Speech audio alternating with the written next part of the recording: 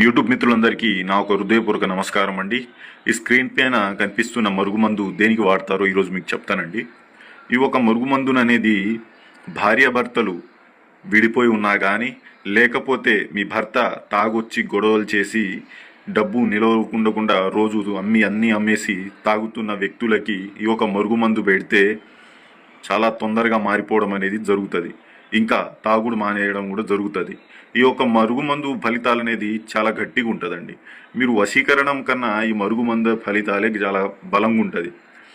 ఇంకా మన భార్యాభర్తలు కానీ, ప్రేమికులు కానీ, ఎవరైనా మీ నుంచి దూరంగా వెళ్ళిపోతున్న వ్యక్తులు, మీతో రోజు గొడవ పడుతున్న వ్యక్తులకి ఈ మందు పెట్టడం వల్ల మీ యొక్క మాట వినడం కానీ, మీతో ప్రేమగా ఉండడం కానీ జరుగుతుంది.